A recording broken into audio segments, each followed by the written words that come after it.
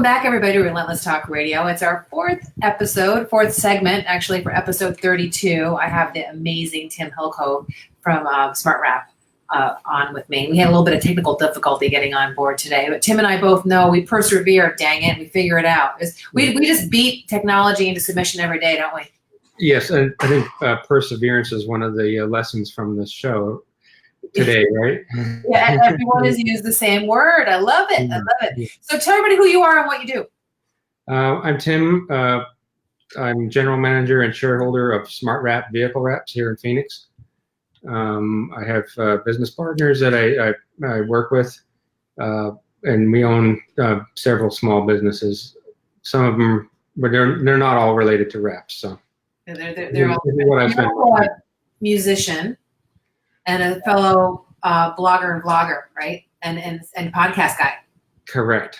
So you have the name of your podcast is The Branding Iron. Yeah, it's on Spotify.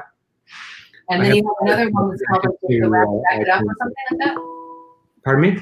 You have another one that's called Wrap It Up or something like that, right? No, I was on somebody else's podcast called yeah. Okay. So the Branding Iron is your, and I've been on your, I'm episode number 11 actually. Right on. On Spotify, so they could Google Michelle Branding Iron Tim, and they would find it on Spotify. Right on, yeah. So why? I mean, like, you're a musician, you're creative. How'd you get into smart wraps? I mean, how do you make that leap? Well, I did go to art school for a little while. Took some courses in marketing, and then what happened was we had bought these printers for a different idea, completely unrelated to wraps. And then when the economy tanked, the idea stopped. And so we said, okay, well, we do have marketing background. I have a little bit of marketing background. So we decided to use these printers for something that's already a thing, rather than the thing that we were going to do, which nobody had heard of, and you wouldn't even be Googling it. So it was a big. It was a long shot. It was going to be a big struggle. So. This is the entrepreneurial spirit, and I laugh. I literally throw my head back and laugh, because we're so used to jerry rigging and MacGyvering stuff, right? But you have like a widget, and it was bought with a certain intention, and then you're like, well, what can I use it for since this thing didn't work? I mean, that is just how the entrepreneur mind, you literally go from here to there, like, immediately. It's just how the entrepreneur mind works, right? Like kids, right? Yeah. They'll make a toy out of anything. Right. Like a rock, a box, a piece of string. I remember doing that, making your own toys. How can I repurpose this? Right. How can I repurpose is absolutely. I've repurposed things over and over and over again. The Relentless Talk Radio is a complete example of repurposing my life in 4 different directions, and then finally realizing I needed to bring them all in together into one concise conversation. Right. So, what's the big lesson do you think you've learned being an entrepreneur? Because you've been kind of doing the serial entrepreneur thing for a while. What's your big lesson? Learn how to sell.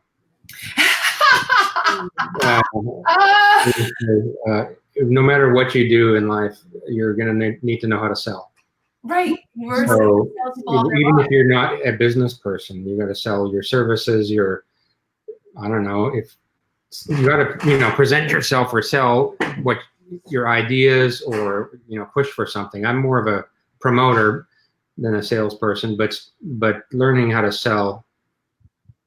Either that or hook up with somebody that knows how to do that. You hire somebody who knows how to sell your widget.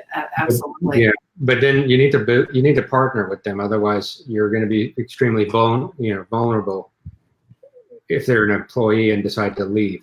So you need to partner with somebody that knows how to sell, or learn how to do it yourself. And I didn't think I could do it, and I learned how to do it myself. I used to think, this is an interesting conversation. You and I always have really cool conversations. Our brains kind of noodle the same direction in a weird way. So I used to think that sales was like a dirty word, because I had that like Willy Loman, I don't know, sales was like you were trying to sell me something I didn't need or whatever. You were trying to trick or scam me out of my money. Exactly. As opposed to solving a problem. right? And once I could look at sales that way, like I'm solving your problem, then sales no longer became like a bad thing for me. Because, like when I had my hair salon, I remember talking to one of my stylists and I asked her, why didn't you offer Mrs. Smith this new product that we got that would have been perfect for her? And she said, well, Mrs. Smith doesn't have money to buy that product. And I went, whoa, wait a minute. It's not your job to allocate whether Mrs. Smith has money or not. It's your job to solve her problem. And her problem is she came here to feel better and beautiful and her hair is super dry. And you had a really affordable, awesome product that would have helped her with that and make her feel better. You're solving her problem. You're not taking money out of her wallet. Same thing with SmartWrap, right? I mean, if you have a really crappy wrap on your truck or you have like a telephone number written on your back window, that's not going to get noticed. You're not going to feed your family as well on that, right? So SmartWrap actually solve a problem. Yeah, as long as people understand that it's a problem, then we can help, and that's the quickest thing to do. And another part of that, learning how to sell, is also learning when you're wasting your time. Because you don't want to pester somebody and waste your time and annoy them. Right. You want to find out real quick if it's you can't sell the unsellable. So just thank them for their time and move on, or find. What I've also found too is it's not so nice to just say I don't do that or I can't help you, but point them in the direction of somebody that can help.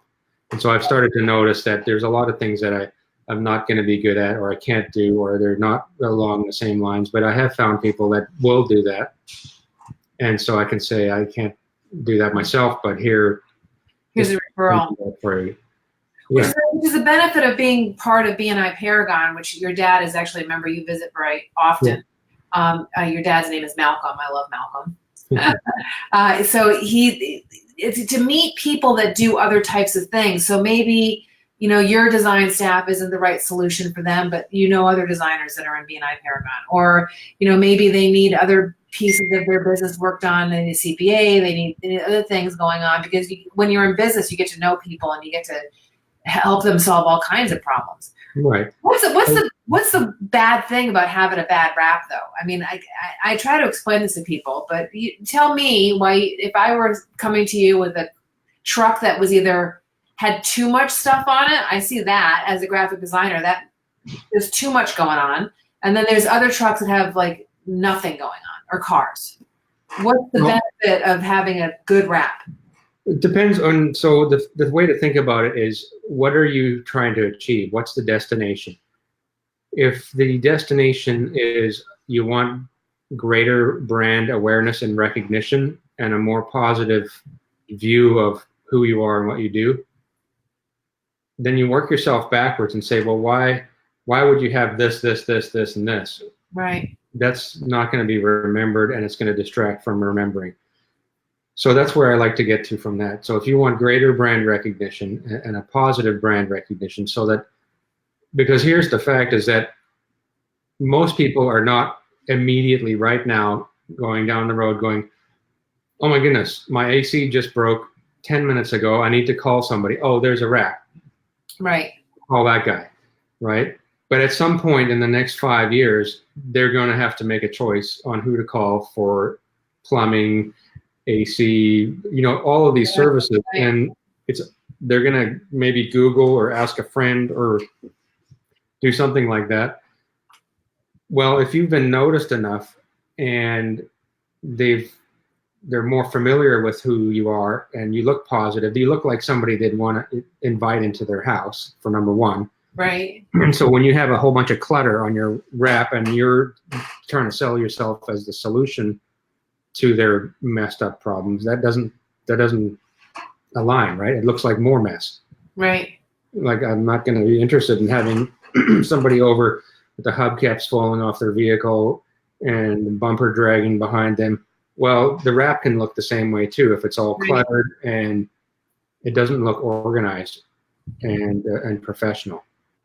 So Aztec Technical is Aztec Tech is the AC company. Is Aztec Tech? Am I saying it right? Mechanical, yep. Yeah, Aztec Mechanical, thank you, is an AC company that also has been a member of B&I Paragon, and before that, B&I Blonde. So I've known Nathan Dow for many years, and I've watched him redo all of his trucks, I think all of them at this point, with wraps that you guys have done. And I tell you, it does make a difference. I was recently over at F45, another B&I member, actually, former B&I member now, and they were doing the AC for that organization. And to see 3 of their trucks out there matching, clean, white, real crisp look, and also readable. Because when you're just driving by, if you've got too much on your truck, you can't read the number, you can't read the website.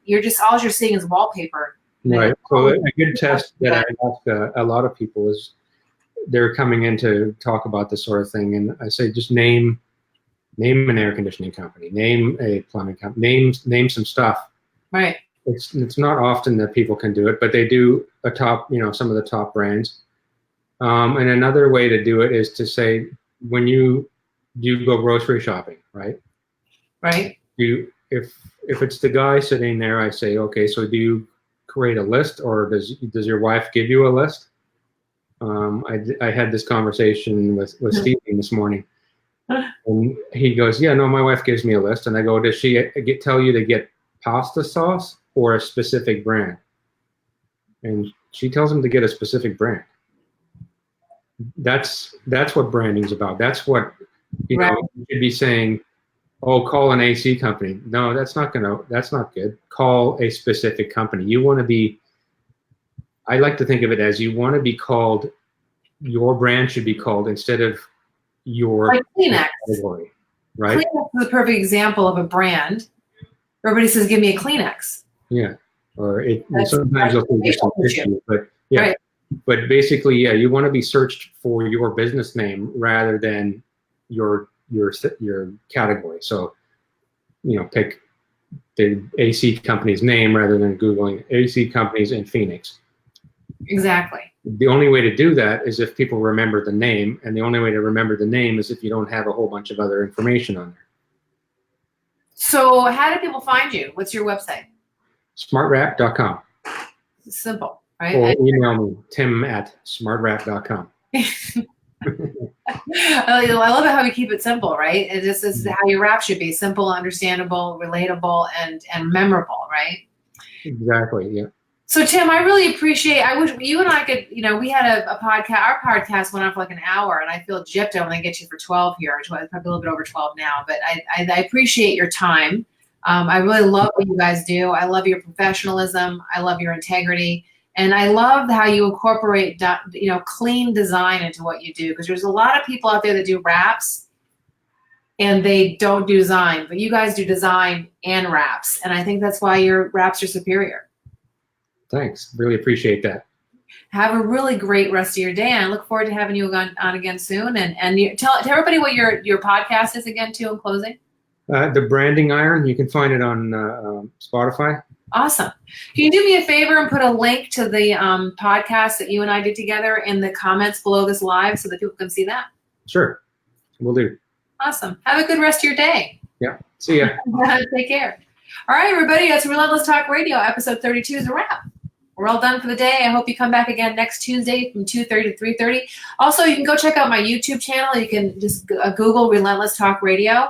That's the Micalizzi Enterprises YouTube channel, and subscribe so that you can see all the videos come out kind of after they're done. So you can view Relentless Talk Radio on Facebook Live, on replay from Facebook, on YouTube, and then soon, as of August 6th, you'll be able to catch me on podcasts as well.